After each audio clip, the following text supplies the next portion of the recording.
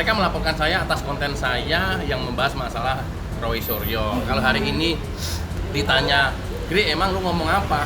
Agak tahu gue juga ngomong apa.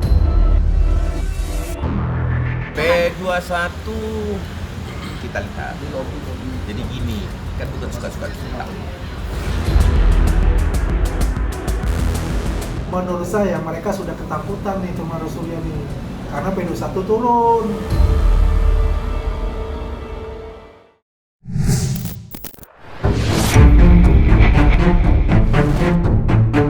Ketua Umum YouTuber Nusantara, Agri Fanani, ditemani tim kuasa hukumnya Ade Darmawan, kemarin baru saja menjalani pemeriksaan di Polda Metro Jaya terkait laporan Roy Suryo. Agri Fanani dan 6 orang lainnya dilaporkan Roy Suryo dengan tuduhan fitnah dan pencemaran nama baik. Ketua Umum YouTuber Nusantara itu mengaku dicecar 60 pertanyaan oleh penyidik terkait pasal yang disangkakan Roy Suryo. Namun begitu, Agri Fanani mengaku tak gentar atas laporan Roy Suryo dan siap menghadapi proses hukum. Dilaporkannya Ketua Umum YouTuber Nusantara dan 6 orang lainnya yang terbagi hingga 2 klaster menjadi titik balik upaya hukum yang ditempuh Roy Suryo. Nama-nama terlapor sebenarnya bukanlah sosok asing. Ada tudingan yang menyebut jika para terlapor merupakan relawan Jokowi yang sedari awal gencar menyerang Roy Suryo melalui konten-kontennya. Memang tidak dipungkiri polemik ijazah Jokowi yang diragukan keasliannya oleh kelompok. Roy Suryo tidak hanya menimbulkan kegaduhan, tetapi perpecahan di tengah masyarakat. Ada yang mendukung upaya Roy Suryo membongkar ijazah Jokowi, tetapi tidak sedikit juga yang mendukung laporan Jokowi untuk memenjarakan Roy Suryo dan kelompoknya. Dari situlah percikan bara api permusuhan kedua pihak meluas dan saling serang, sambil mengintip ranah pidana yang mungkin bisa dimainkan, sebagaimana laporan polisi yang dibuat Roy Suryo dengan melaporkan para pendukung Jokowi yang kerap disebut termul. Lantas seperti apa jalannya pemeriksaan atas laporan yang dibuat Roy Suryo tersebut? Agenda hari ini panggilan pemeriksaan laporan terhadap YouTuber Nusantara ada 8 ya. Ini pemirsa lanjutan. Saat ini yang kena giliran adalah Mas Agri Fanani, Ketua Umum YouTuber Nusantara, ada samping saya. Beliau yang dipanggil atas laporan dari Roy Suryo yang notabene saat ini melaporkan terkait diduga tindak pidana pencemaran nama baik. Nah, pertanyaannya nanti lucu-lucuan nih. Emang masih punya nama baik tuh, Roy Suryo? Kan gitu. Nah, jadi intinya bahwa kami menghadiri kooperatif tetap on the track, bahwa kita adalah masyarakat Indonesia yang taat hukum tentunya, tanpa ada alasan apapun. Kami tetap menghadiri panggilan-panggilan terkait laporan polisi ya. Ini adalah kali pertama dipanggil Polda Metro Jaya atas laporan Roy Suryo. Dilaporkan karena apa, Gri? Ya, kita juga nggak tahu. Kita nanti lagi cek, ditanyain apa, terus dilaporkan atas apa. Katanya pencemaran nama baik. Kalau benar pencemaran nama baik, saya nggak tahu mantan narapidana itu apa mempunyai nama baik apa enggak, ya itu nanti menjadi materi pertanyaan saya. Tapi saya senang karena memang kalau kemarin itu ada dugaan laporan Roy Suryo itu tidak diproses, mandek dan lain-lain, presiden buruk terhadap penyidikan, hari ini tidak ada lagi. Dan saya salut juga kepada penyidik bahwa laporan Roy Suryo tetap juga ditindaklanjuti. Faktanya terlapor saya, Agri Fanani, datang untuk memenuhi panggilan itu. Ya, katanya sih mereka melaporkan saya atas konten saya yang membahas masalah Roy Suryo. Kalau hari ini ditanya, Gri, emang lu ngomong apa? Agak tahu gue juga ngomong apa. Gue ngapain maki-maki apa, ngomongin jelek Roy Suryo apa. Ya nggak tahu. Makanya nanti kita baru bisa sampaikan nanti setelah dari ruang penyelidikan. Oke, bahwa Mas Roy mengatakan bahwa difitnah dan dicemarkan ya nama baiknya ya. Kita lihat aja apakah laporan polisi ini setelah atau sebelum dia ditetapkan tersangka, itu urusan ahli. Ya, urusan ahli, bagaimana nanti, ya kan. Tapi saya rasa status tersangka itu diatur dalam Perka Polri. Ada nggak tindak pidana? Kalau ada tindak pidana, tentu nama baik itu akan diberikan status menjadi tersangka. Itu kan ada aturannya, ada mekanismenya. Tentunya tidak semata-merta penyidik Polda Metro Jaya memberikan status itu tanpa dasar hukum yang terjadi.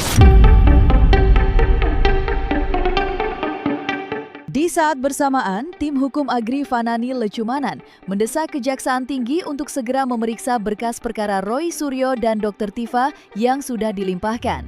Desakan Lecumanan yang juga merupakan bagian dari tim hukum Jokowi Sonta mengejutkan banyak pihak, mengingat sebelumnya santer dikabarkan jika dalam waktu dekat Kejaksaan Tinggi DKI Jakarta dan Polda Metro Jaya akan segera mengumumkan status berkas perkara tersangka Roy Suryo dari P19 menjadi P21 alias lengkap.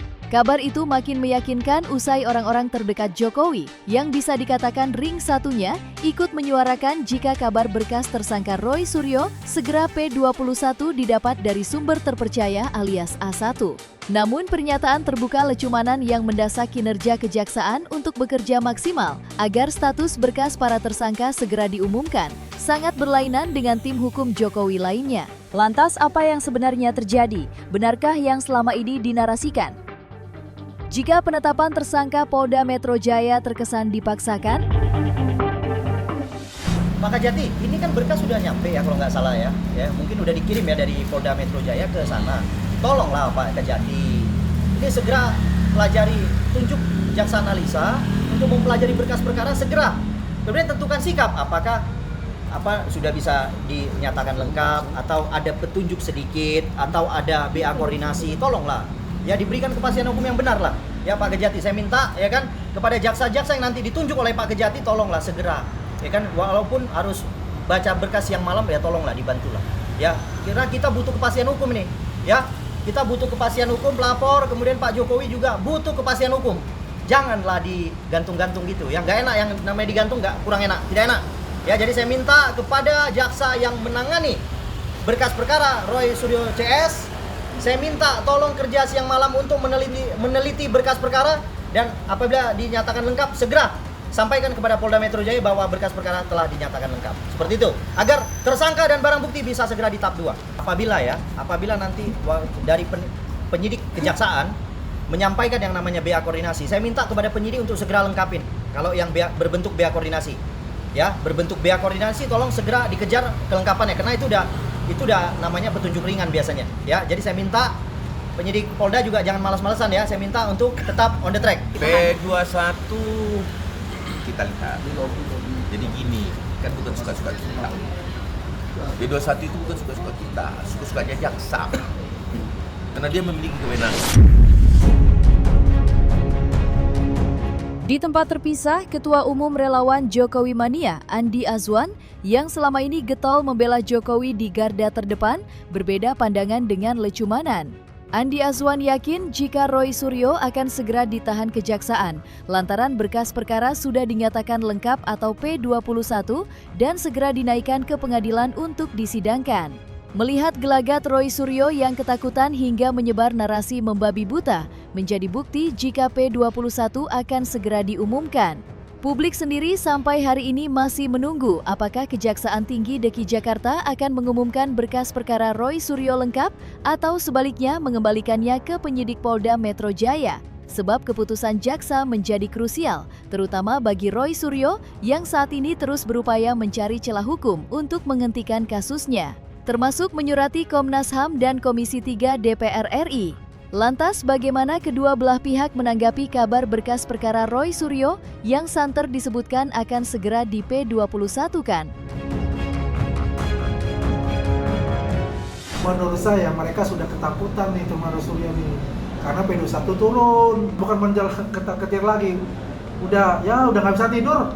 Kita tunggu aja minggu ini, insya Allah itu bisa diumumkan aja ya oleh Polda Metro Jaya secara resmi, pasti kan mereka dipanggil. Kalau mereka sudah dipanggil ya sudah selesai, nggak bakal pulang. Jadi siap-siap saja dalam minggu ini, jangan lupa bawa koper ya. Yang akan menentukan P21 atau tidak P21 itu adalah jaksa peneliti atau yang nantinya menjadi jaksa penuntut umum. Jadi kita tidak boleh berspekulasi. Nah, spekulasi-spekulasi seperti ini kan sudah sering kita dengar, ya. Bahkan pada saat pengiriman berkas pertama kali seingat saya tanggal 13 Januari, kemudian dikembalikan itu sekitar tanggal 26 ya, Januari 2026 juga. Itu pada saat itu para relawan Pak Jokowi mengatakan wah ini berkas perkara akan segera P21 gitu. Itu saya kira adalah spekulasi-spekulasi yang pada akhirnya membingungkan publik dan tidak mendidik publik gitu. Jadi saya mengajak kita untuk tidak boleh memberikan satu statement di luar yang menjadi kewenangan kita. Saya begini, saya kan selalu prediksi. Prediksi saya bukan asal prediksi main-main. Prediksi saya ketika itu dikatakan tanggal 17 itu dikasih ke kejaksaan plus 14 hari aja dari tanggal 17 itu gitu loh. Kalau itu tidak berlaku pindahin lagi, balikin lagi ke P19 gitu loh. Kalau itu sudah komplit ya udah P21 dong, tambah 14. Kalau tambah 14 ya kira-kira kalau misalnya benar ya, kalau tanggal 17 dikasih ke kejaksaan ya berarti tanggal 1 Mei ya. Kalau misalnya tanggal 20 plus 4 hari lagi dari tanggal 5 yang mestinya harus ya kan. Jadi dia katakan oh tuh sejak bulan Januari gitu, itu kan yang pertama. Sudah setahun kasus dugaan fitnah dan pencemaran nama baik yang dilaporkan Jokowi ke Polda Metro Jaya. Namun sepanjang tahun itu pula, kasus tudingan ijazah palsu yang menjerat Roy Suryo dan Dr. Tifa timbul dan tenggelam. Orang-orang lama dengan penampilan baru kerap mewarnai perseteruan Jokowi dan Roy Suryo. Salah satu yang paling membekas ialah keputusan Egy Sujana dan Rismon Sianipar yang berbalik arah mendukung Jokowi usai mengajukan restoratif justice. Dari situlah perpecahan kelompok Roy Suryo tidak dapat dihindari. Ibarat kapal yang hendak tenggelam, satu persatu meloncat mencari selamat.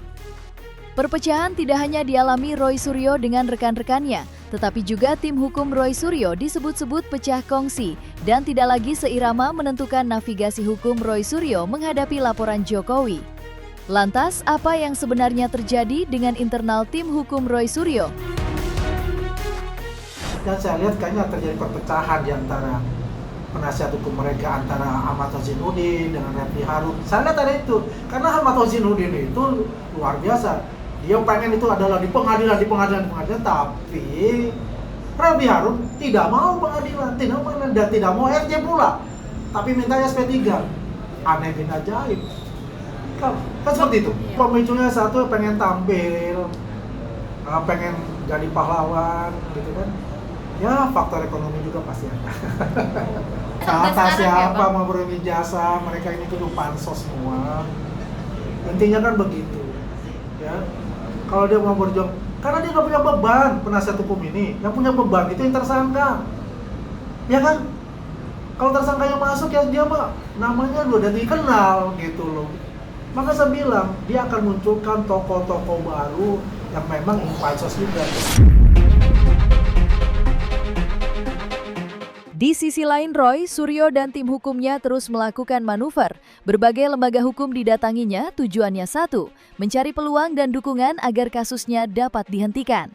Tidak seperti Rismon yang mengajukan restoratif justice, Roy Suryo ingin kasusnya dihentikan murni atas pertimbangan hukum. Baginya, restoratif justice merupakan sebuah kekalahan. Karena menolak tunduk, Roy Suryo menegaskan tidak akan mengajukan restoratif justice. Bersama tim hukumnya, mantan Menteri Pemuda dan Olahraga itu memilih cara lain untuk dapat menghentikan kasusnya, yakni memenangkan pertarungan narasi. Dengan begitu dukungan publik yang luas menjadi modal utama memenangkan pertarungan sebelum di pengadilan.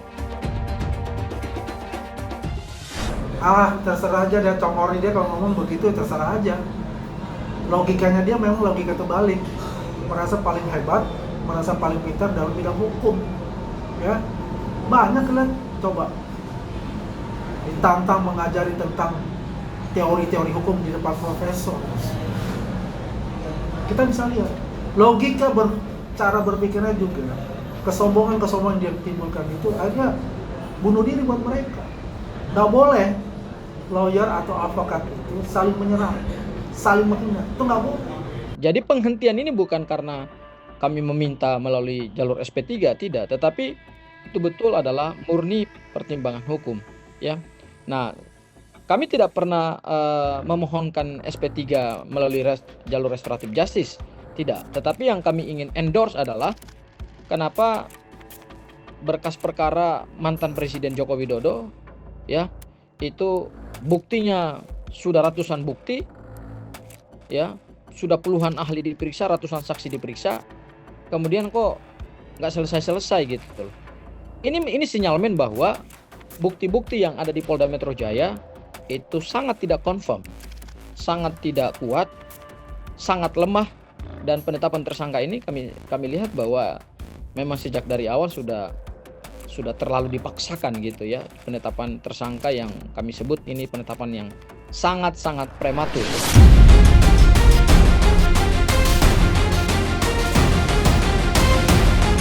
Nah, selesai sudah Cumi Lovers. Saksikan terus Cumi Camp Indep, kabar lengkap, mendalam, dan akurat dari narasumber terpercaya. Dan jangan lupa untuk like, subscribe, dan juga share channel YouTube Cumi Cumi.